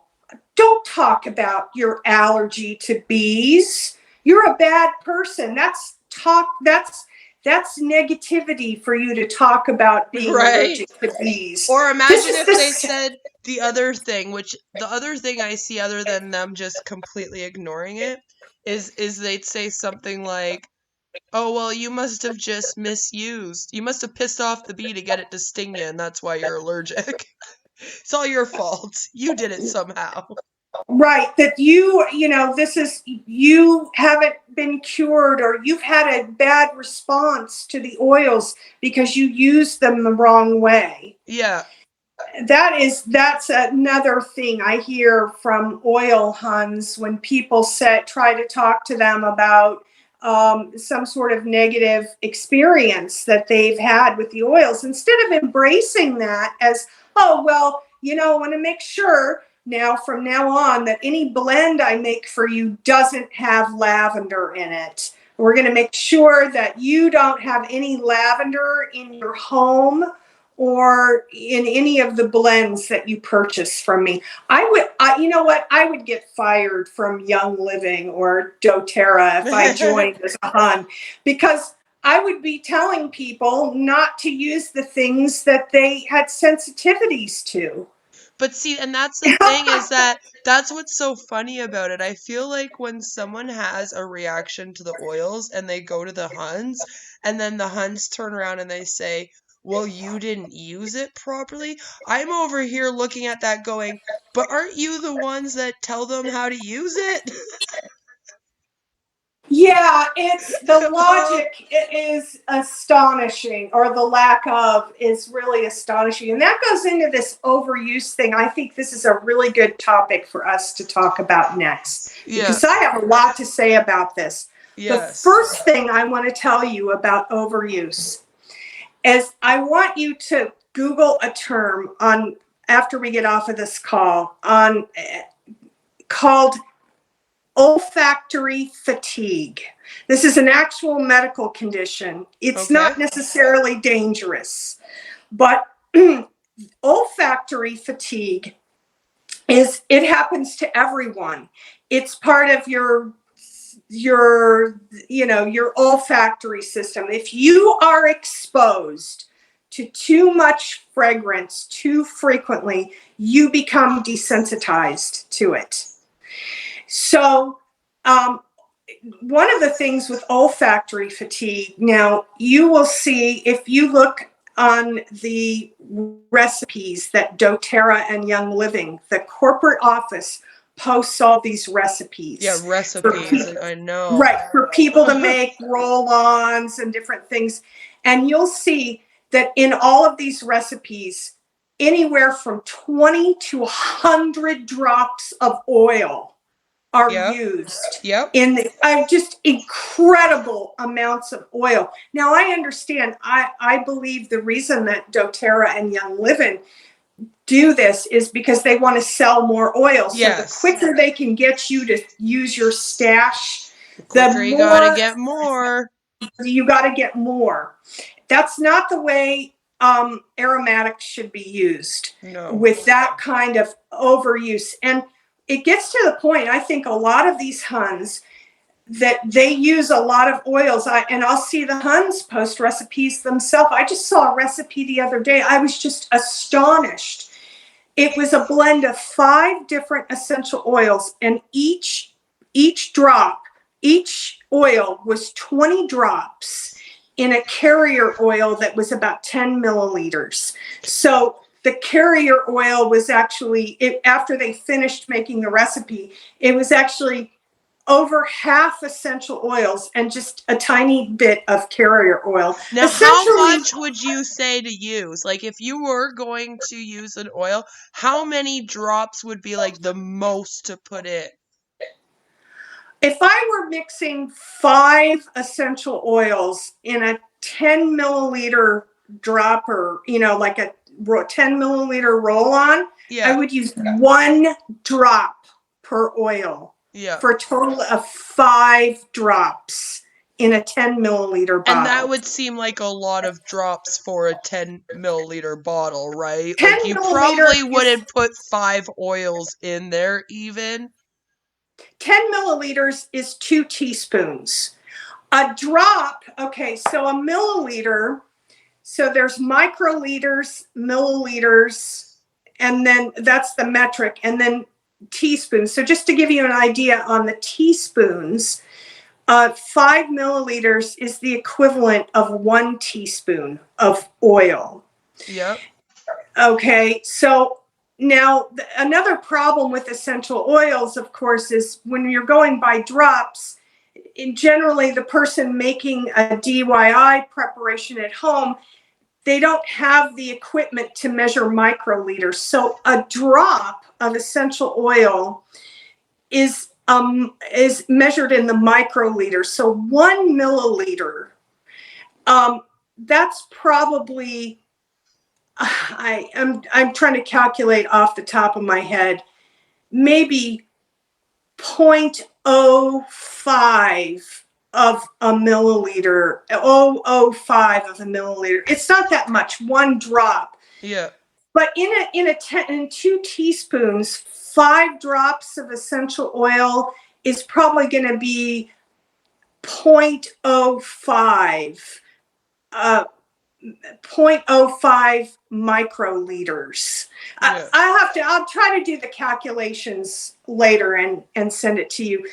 In general, 5 drops of oil and 10 milliliters for a roll-on. That's a good amount of oil. I would say maybe 1 drop of oil in 10 milliliters would be better. But if you wanted something that had a stronger fragrance, you might want to and you're using 5 different oils. If you mixed 5 oils into 10 milliliters, you would only use a drop each. You wouldn't use any more than that. Another way to kind of calculate what might be safe as far as how much essential oils to use in carrier oil. You're probably familiar with the brand Vicks Vapor Rub. Am I right? Yep. Okay. Vicks Vapor Rub is actually FDA approved. Yep. It's a drug. Yes, They it use is. essential oils in Vicks Vapor Rub. Yep. Now, when I look at this, is very interesting. If you look up the ingredients of Vicks Vapor Rub and you calculate the amount of essential oil used in Vicks Vapor Rub compared to the amount of essential oil that are used in most hun recipes, it will blow your mind. Vicks And you can Vapor really Rub. smell Vicks.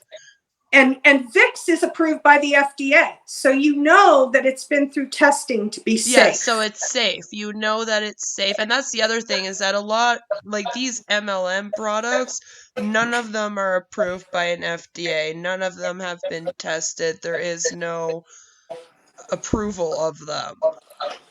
Right. And there isn't any, especially when it comes to these recipes that are posted online, Yeah. there's no quality control. And back to this thing about overuse and olfactory fatigue, I Yep. think a lot of times that the huns are just using so much oil that they don't realize how much they're using. It's And true. That would happen after a while. You would almost lose the being able to smell it as well, so then you might start using more and more and more of it, which I've right. also heard of happening. And now olfactory fatigue will go away once you stop doing that. Yeah, well, it's But kind of like if you've ever been, like, I did social work for a while, and one of the things I did is I had to go into a hoarder's house, and I had to help them clean their house. Now, this wow. person's house stunk, but they did not smell it because it was their house. And like, I used to be in there for a few hours and it would like just be torture for me. And then I would leave and I would like still smell it on me for a little bit almost, you know what I mean? And then I would, like several hours later, it would finally be gone because like I'd be at a work day. So it's not like I go home and shower and get the smell off sometimes, right? So it's that same sort of thing. That's kind of what you're talking about. It's kind of like how he didn't smell his house because he's in it all the time. He lives there. Right. It He, doesn't that, smell he, anymore to him. But me, as someone that is not used to that smell, when I go in there, I am like, oh my God, get me out of here. And it would be the same thing for a Hunbot with oils. If they're constantly using these fragrances, and same with Scentsy again, which is why you'll often see them using more and more and more of the wax melts and stuff. It's the same thing. It's because, yeah, you get desensitized to the smells, and then it takes more of it for you to be able to smell that again.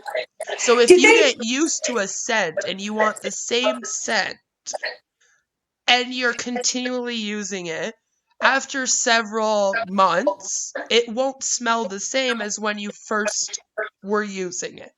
So then it's very easy for them to then start adding in more drops. So maybe the next time, 6 months from now, when they make the roller, instead of putting in 5 drops, they put in 10 drops. It literally only takes a day or so to develop olfactory fatigue. If Yeah. you're exposed to something, it doesn't take months. It's a very short time. I would encourage you to look up olfactory No, I fatigue. probably And definitely will for this video, and I'll do a yeah, little bit on it. I'll be like, this is what it is. But like that's what I mean though. So imagine them using it for years, months. yes, Like it's yes. very easy to think that when they're using it their whole lives all the time, that they would kind of be putting a bit more and a bit more and a bit more, or using more throughout their house to make up for not being able to smell it the same. And creating recipes that they put online. That I look at some of these recipes, I think, oh my God, if I were to have that much fragrance around me, I would choke to death. I would just be choking. And I'm someone who grows aromatics and Yes. distills them. You know, they would choke me to use the amount that are recommended in the hun recipes because it's completely overkill. I've tried to talk to, I have on several occasions when I've seen a recipe posted on Instagram, for example, I've tried to talk to the hun and say, hey, have you thought maybe if you use less of the oil in this recipe? Did you know about olfactory fatigue? It kind of seems like maybe you'd spend less money on the oils if you were Yeah. just a little more judicious with them. I want to ask you, when you were in Scentsy, do you think there were people in Scentsy that had developed olfactory fatigue? Definitely. Like that's why I pretty much knew what you were talking about when you were bringing it up. I was like, I know what this is because they had to have. And that woman that lived across the hall from you there at the Right. building probably did, because here's the thing, like I said, with Scentsy, you're not only using oils and wax, you're also using similar scents in all your cleaning products, your bath products, your laundry. Oh, So you most definitely would get it. Like, there's no way that you wouldn't have that after, especially a few days of having a warmer in every room. oh, definitely. I think if I diffused essential oils or hydrosols every day here in my house, I would definitely develop olfactory fatigue. Yeah, and they'll have you diffusing them. Like, they'll have you with a diffuser on one side of the room, a warmer on the other side of the room. Then you got a warmer in your hallway, you got a warmer in your kitchen, one in your bathroom, in every bedroom. And they'll even tell you to do different scents in each one. Oh. So you'll be walking through your house, and maybe it smells good to you while you're in your house and you're going from room to room. But as you found out outside the door of your house, those people in the hallway are getting every single smell at the same time. Right. They're not Now, getting room per room per room because it will just seep out altogether out of your apartment. right. And that's Um, literally half the issue with that. yeah, and I really feel like that they are promoting this behavior to sell more of the Yes. oil. Well, because it Yeah, sounds dangerous. it is dangerous. I mean, you can give yourself a reaction, just like that lady did in the wellness documentary. And the Huns, the really scary thing is the Huns kept telling her to put more oils on. Well, oh, I've got Yeah, this to rash cure on my the face. reaction to the oils, use more oils was the answer, right? Right. Horrifying to me. And that just goes to show though what happens when someone brings up a problem. If you're bringing up a problem with the essential oils and the answer is to use more, that should be a red flag. It would be a red flag to me. I feel like a lot of these, and it is mostly ladies, there are some guys involved. In fact, I did a video recently, you probably watched, a hun bro. Yep. We call them bro butts. Robots. Yep. And the video that he did, it was just horrifying. And so I had to record a response to is a lot of ableism in the video. And that's also very typical, especially in the oil MLMs, is that element of ableism, where people with disabilities or chronic illnesses are either blamed for their disability or chronic illness, especially if the oils don't cure them. Yep. Then they are blamed for their disability or their chronic illness. And so it's so much of the oil culture, the MLM oil culture, is just so toxic. And yeah. I don't see this, and I'm familiar with a lot of legitimate essential oil, professional essential oil companies. Yeah. And none of them act like the MLM oil companies. No, and especially like when you bring a problem to them, like we were saying, like MLMs is the only business in anything where when you have a problem with the product, you either get blamed for it yourself or it just disappears, like you get ignored. Isn't that odd? Because you would think that, you know, if you're a company, that you would want to provide really good customer service. Like, for example, I haven't been able to do this since COVID this year, but in general, part of my business involved selling spa products at farmers markets. Okay. So the aromatics that I grow, I make soap and bath products and that sort of thing. And I always give people my card and I say, hey, if you don't like something that you've bought today or you feel uncomfortable with it or you had a bad experience, let me know. Yes. So I can correct the problem. I'll let you send it back.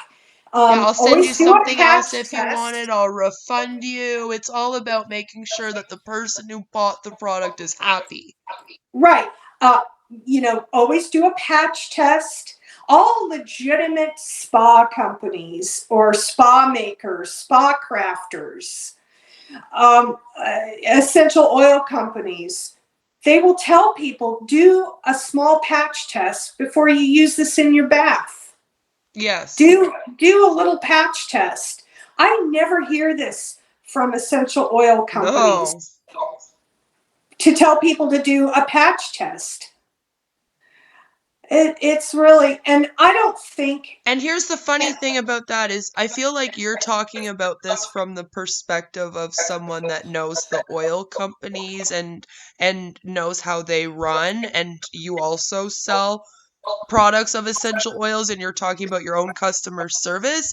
I actually have sales experience in real legitimate companies like Bell Canada, True Green Lawn Care, like sale experience that aren't MLM related.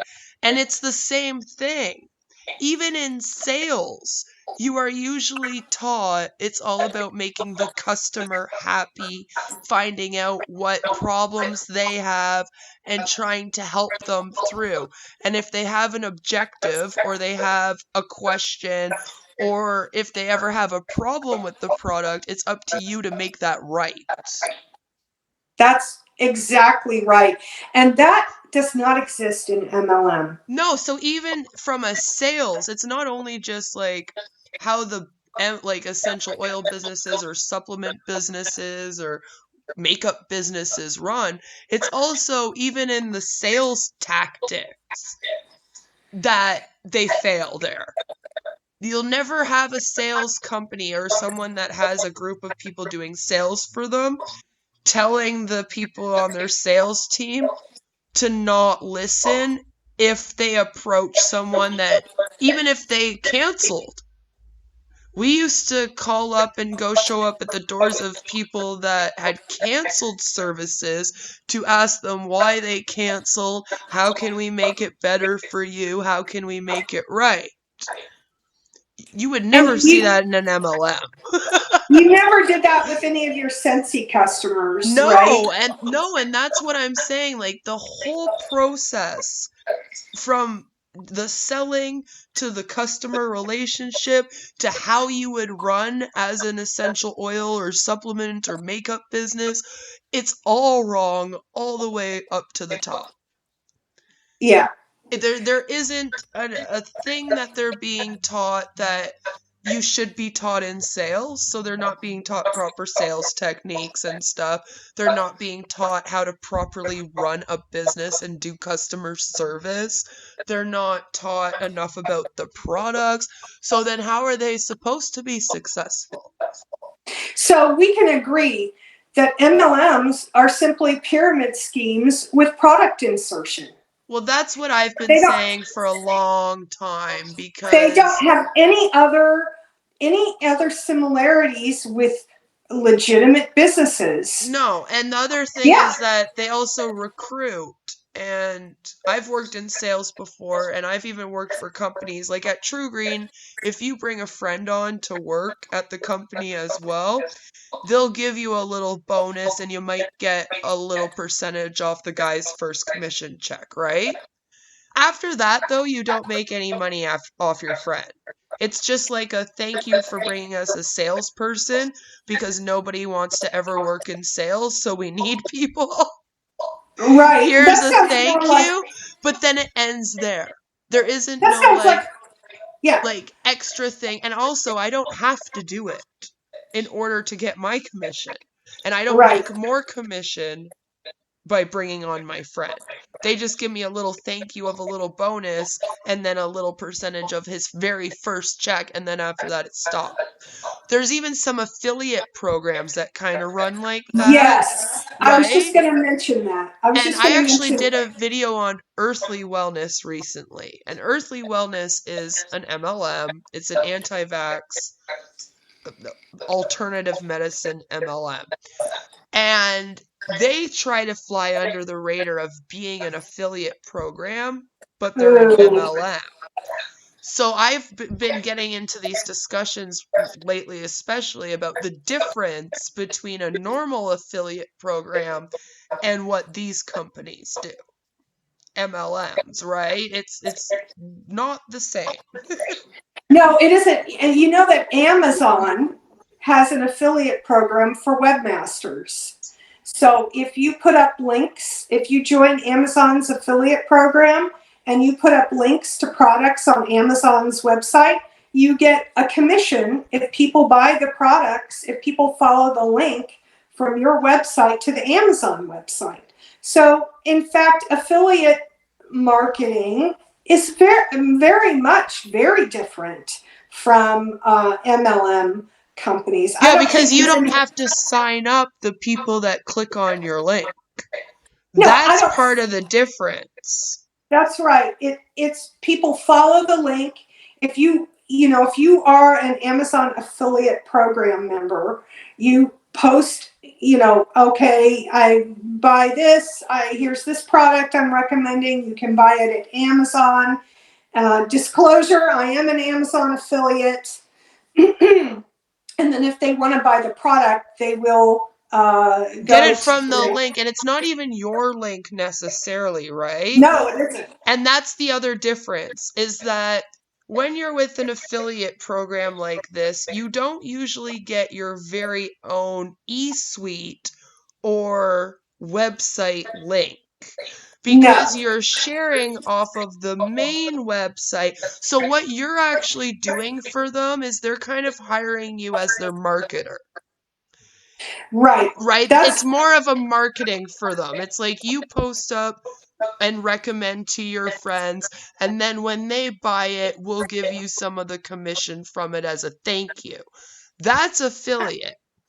If it Yes. involves doing anything else, having to sign away to get a website, having to join a bunch of Facebook groups on how to sell stuff, Yeah. and etc., then we're into an MLM.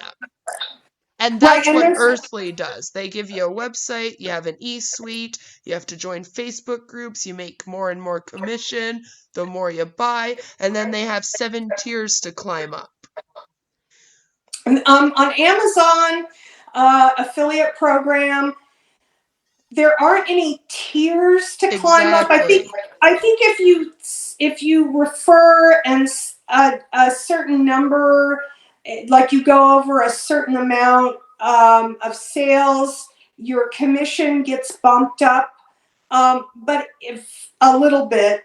But there's not a whole bunch of tiers to climb. There's no inventory to purchase. It's No, and just I've even heard of affiliate programs where instead of bumping you up on commission, they'll give you a free product for reaching a tier, or so-called tier, like they'll say, and they won't have 7 of them either. It will be like 3 different ones. And then it will be like, if you sell this amount, we'll send you $100 gift card for our store. If you sell this amount, we'll send you 200. And then when you get to here, we send you 500. But then after that, there's usually a cutoff, right. right? And then it's it. Yes.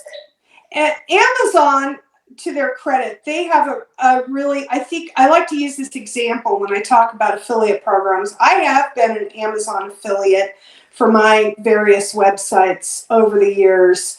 And I've been very happy with their affiliate program. No one, I don't have any uplines. You don't recruit downlines or anything Exactly. like that. You just place a link that goes to Amazon. It's not a website, an Amazon website that I like you said, they don't give you Your your own own website. Amazon website No. page. Like, it's just the normal No. Amazon website, but you are the one sharing it and they can track that it's being shared by you. That's how Right. they do it, right? And that's the other Right. difference. You don't need Right. to have a special, like I said, like a workstation within them. You might have I a think little you know place where what? you go and see what That's right. commission you make, but that's You way different than going yes. into an e-suite where there's training, you're supposed to have meetings Yeah. there, you have marketing tools, which is something you also usually don't get provided with You have an affiliate. upline. You don't have an upline in Amazon. I mean, they have marketing tools as far as like showing you how to structure your links so it'll show a picture or it'll say a certain thing, Yeah, but they so don't that have you like can. pictures of every product in a folder somewhere so that you can go in there and promote it all over your Facebook page They or don't. anything like that. So No. that's always a big difference as well. But hold on, I want to get on to discussing with you overuse of oils. Okay. We're talky Cathy's today, which is always Chatty better than Cathy's. being Karen's, but yes, because the overuse thing is actually, I have to be honest with you, I never even thought of this until I watched Unwell, and then that woman spoke about how she basically gave herself allergies by overusing. And then I Yeah. kind of took a step back and I went, "Oh my God," as if I've never even thought of that. Like, Yeah. that's probably a huge problem with these fragrance companies. Yeah, and the thing about it is, and I learned this just because of my own personal medical history, and I have an allergist MD that I work with.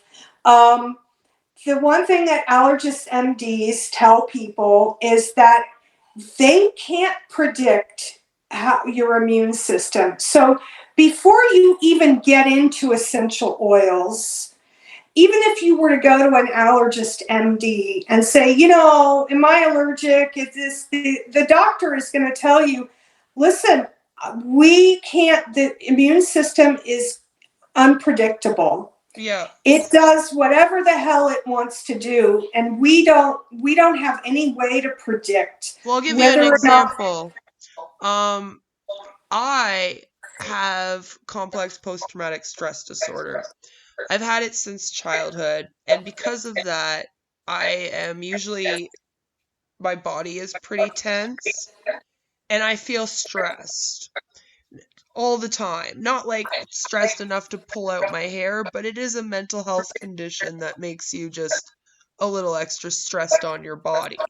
I'm Mainly sorry like to hear things like that. that, like your immune system's always kind of in a bit of overdrive and things like this.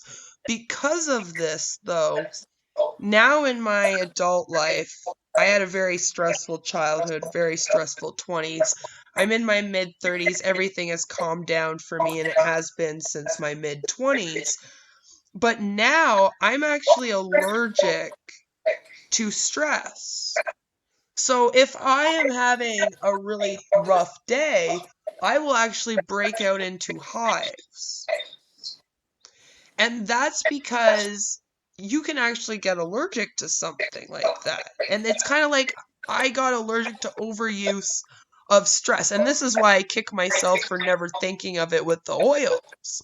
Because I've kind of gone through that with something else, and when she said that, I sat back and I went, well, Jesus Christ. I mean, if I can get allergic to stress from having this mental health disorder for so long and it just being hard on my body, of course they could get allergic to essential oils from overuse.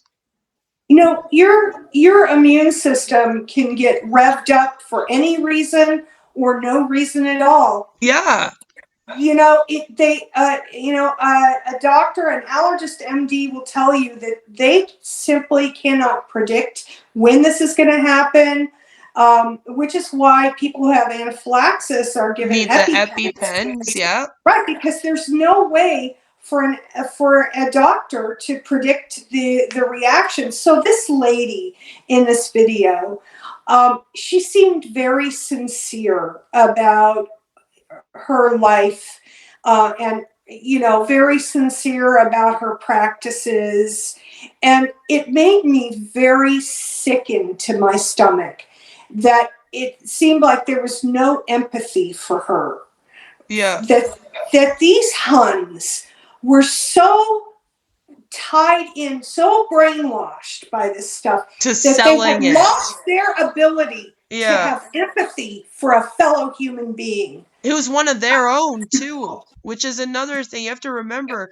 she was in the MLM with these girls she turned to. And when you're in an MLM, they apparently have this sisterhood, right?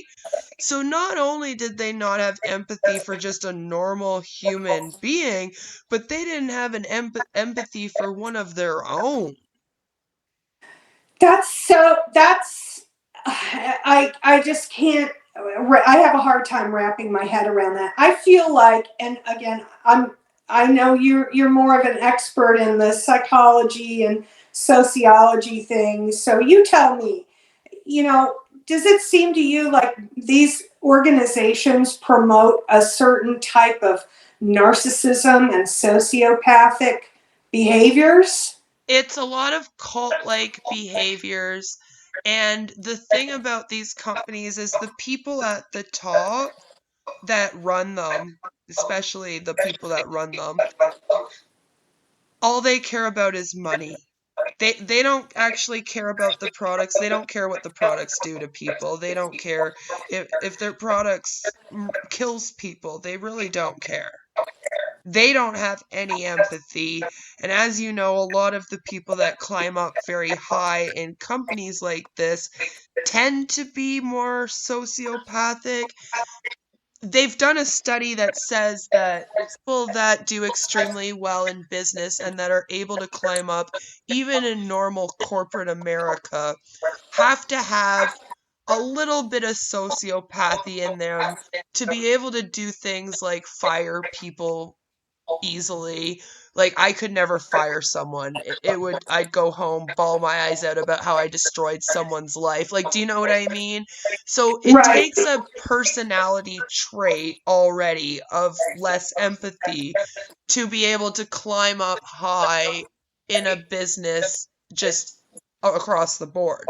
Now, when you think of an MLM business, it's a little bit different because the whole purpose is basically for them to step on those under them. So it's fair to say that those who run MLMs would be a little bit more sociopathic than even those that climb up in normal corporate companies because they know what they're doing. They there's every single CEO of every single one of these companies knows that they're running a pyramid scheme with a product. They know. I believe that 100%. They open I them to believe do it in a lot of cases. I've done deep dives on, and I'm continually doing deep dives on the people that run the companies and stuff because when you look into them, you'll see a lot of them have cons in their background where they have actually ripped off people for money before. Money laundering is a big thing that a lot of these CEOs have been caught for in the past. So so you look at that and you know that they got into it just for the money and to rip off other people in order to make that money because you have to be okay with that in order to be in the MLM pyramid scheme, which is why a lot of huns leave. A lot of people are not that personality type. Some people can put it away a little bit and ignore it for longer than others. And that's why you'll have some people that can maybe last 5 years, and then some people that can't even last past a month. Because we all have different tolerances for certain behaviors, right? So Yeah. so some of us might shrug off this thing and then others might say, "Oh no, no, no, that's where I have to draw the line." And that doesn't mean that you're any more of a sociopath. It's also based on your own personal experience and your own filters in life. Like there's a lot of that goes into the psychology of that alone.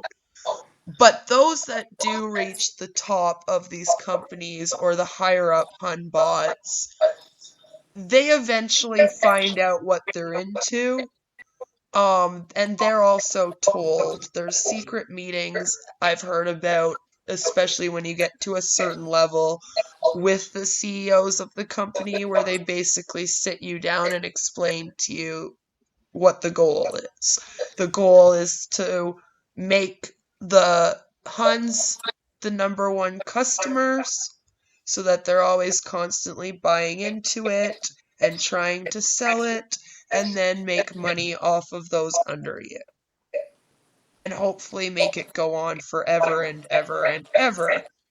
But as we know, after 18 levels, you've signed up every single person in the entire world. So that's Yeah. not going to work. So it is fair to say that they do have a sociopathic component. It's hard though to because I don't want to diagnose anyone as a sociopath, Right.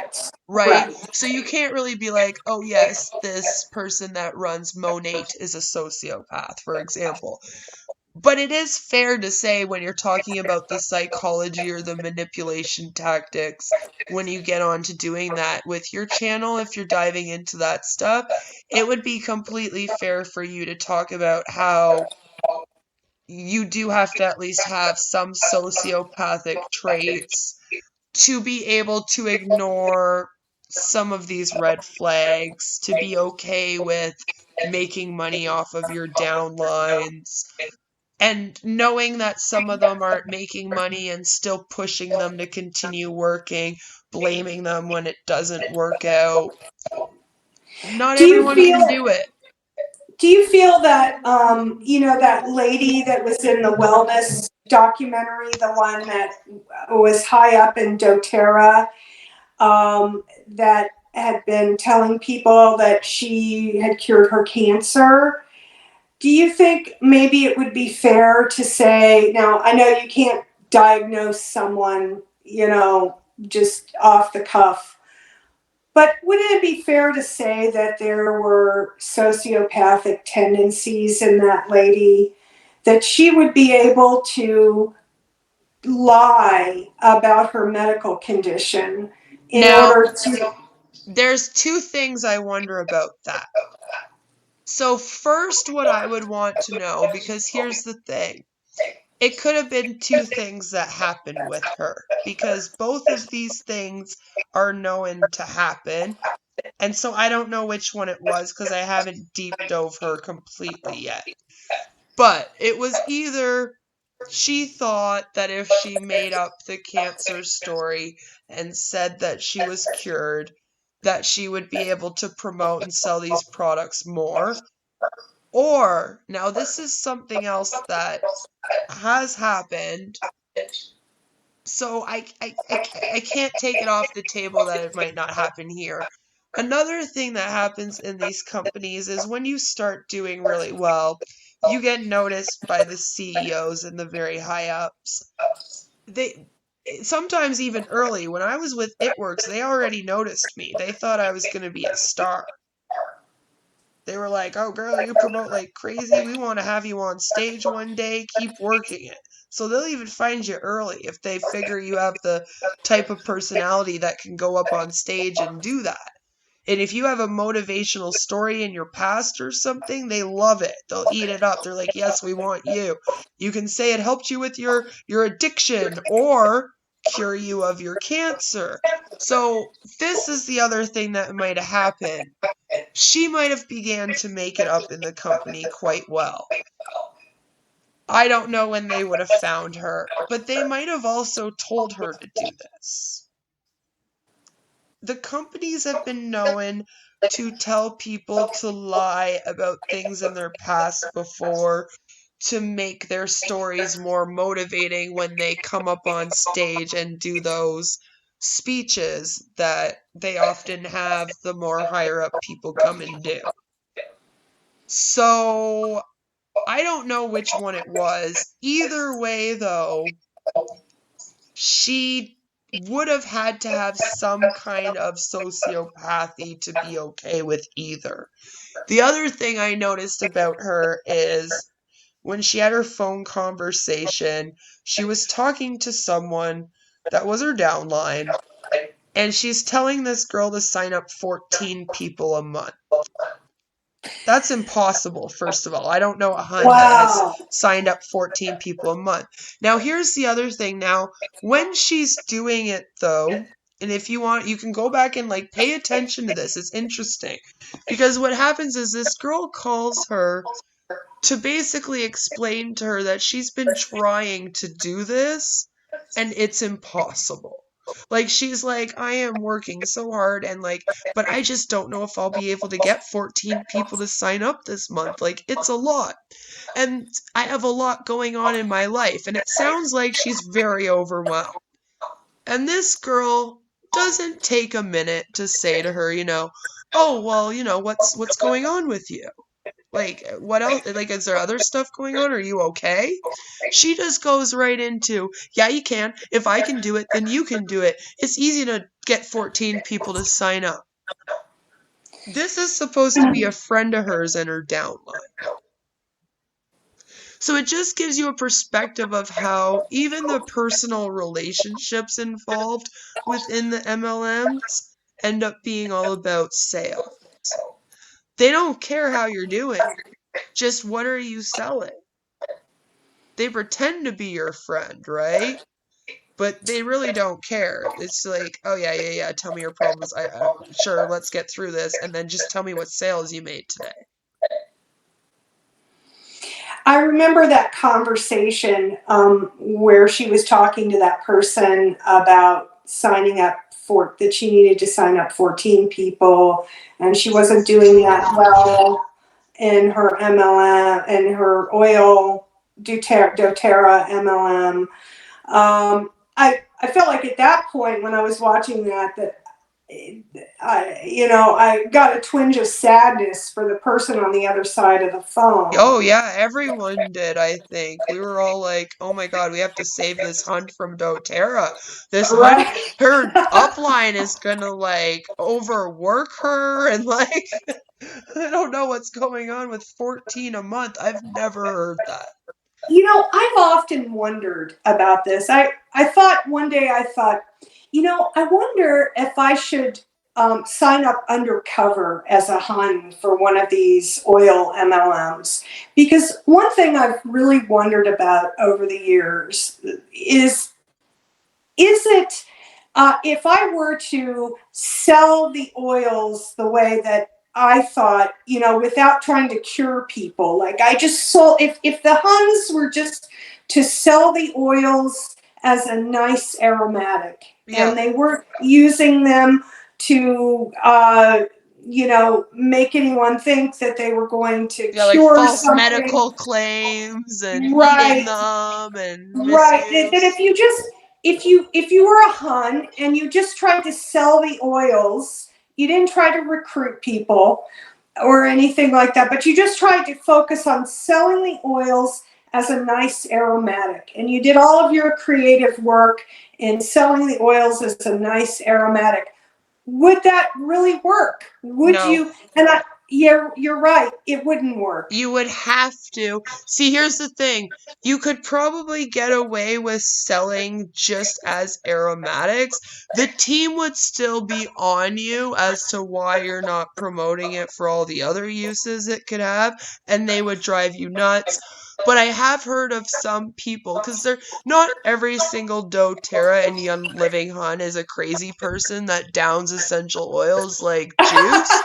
So there have been some that have only sold it as smelly, nice, smelly stuff, but then they end up leaving the company, and you'll hear them say, like, there's a few that have left, and I strongly recommend finding all of the videos of the why I left doTERRA, why I left Young Living as research for your channel, because you'll often hear them say that. They'll say, I was trying to only sell it as oils, and like they kept pushing me to sell it, the recipes. They kept pushing me to tell people to eat them. They're wondering why, like, if I'm not making that many sales that month and just smelling it, I'm being told, well, if you told people to put it in your soup, then maybe you would sell more. And it gets annoying. And the other thing is, there's no way to be successful in any of these MLM companies. Again, whether it's essential oil, supplements, makeup, Scentsy, and I tried not to sign up anyone for Scentsy, and I still could not be successful because you have to sign people up. You Where have the to main recruit. money is made is in the commission from all your downlines and their Right. teams and their teams' teams. Right. That's how you don't work. So when you join an MLM, you're working 24/7. And then the goal, this is what they tell you too. The goal is to make it so that you build a team and then you barely have to work because they're all working under you and you're making their commission. So then all you have to do is worry about selling the minimum amount every month to get your commission paid to you. And a lot of them just do that by getting their husband to buy $100 of products off of them.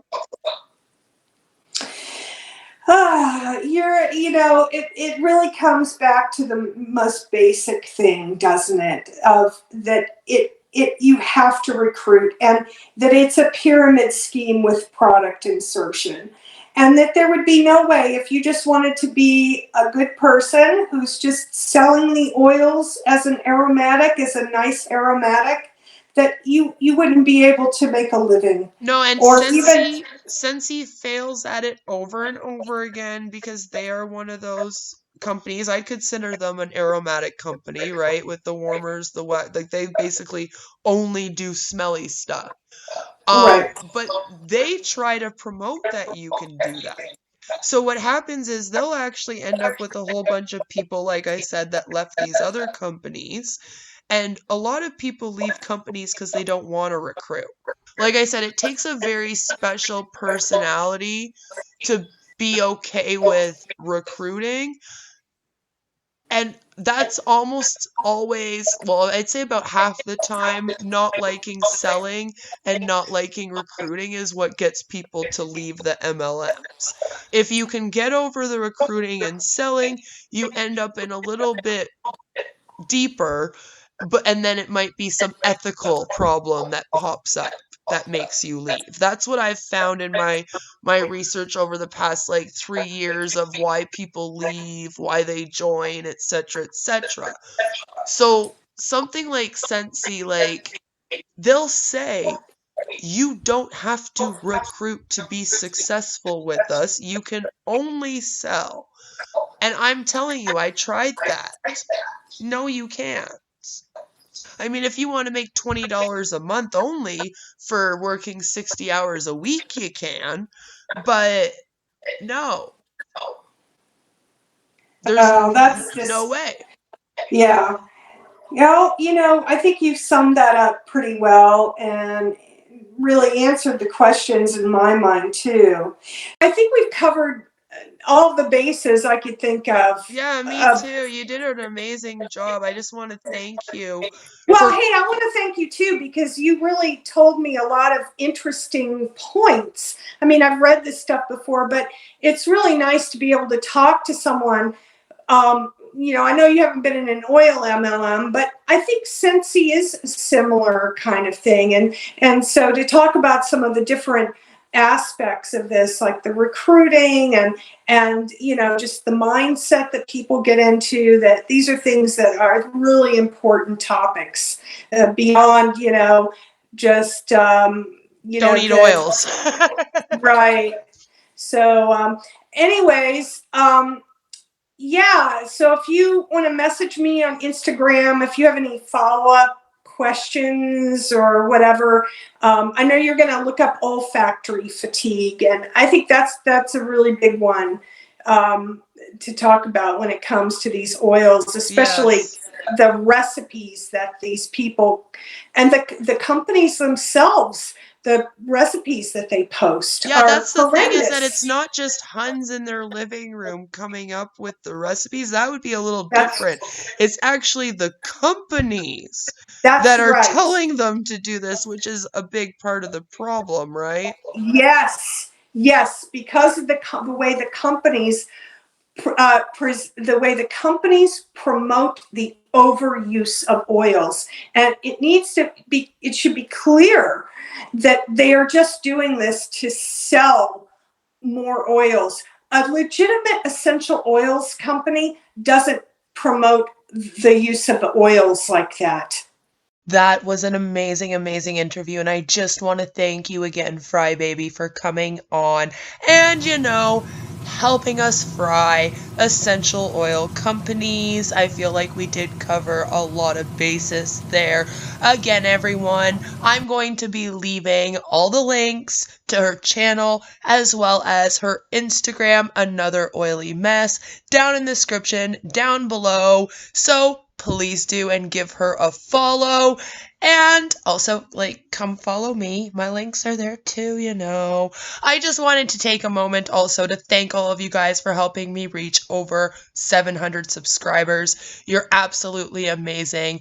And I just love you all so much for it. Thank you so much. No matter where you are or what you're doing, I hope that you all have a fabulous, fabulous day. Oh, yeah, and on Wednesday at 8 p.m. Eastern, we are going to be celebrating on Facebook, my Facebook page. Again, link is in the description down below, as well as on my channel, and also in the Discord. So, again, come join the Discord. We're going to be having a party! And no matter where you are or what you're doing, I hope you all have a fabulous, fabulous day. Take care. I will see you in the next one, and I hope to see you all Wednesday. Bye! I just really wanted to bring everyone's attention to MLM Honesty on Instagram. They have gotten together a lovely GoFundMe in order for us to put up a billboard in Utah. So for every $1 donated, our multi-level marketing billboard can display for 2 minutes, and there is a prize for the top donor. We are going to help take the fight back against all the MLMs out there, and the GoFundMe link can be found in the bio, so please do come and donate anything that you can.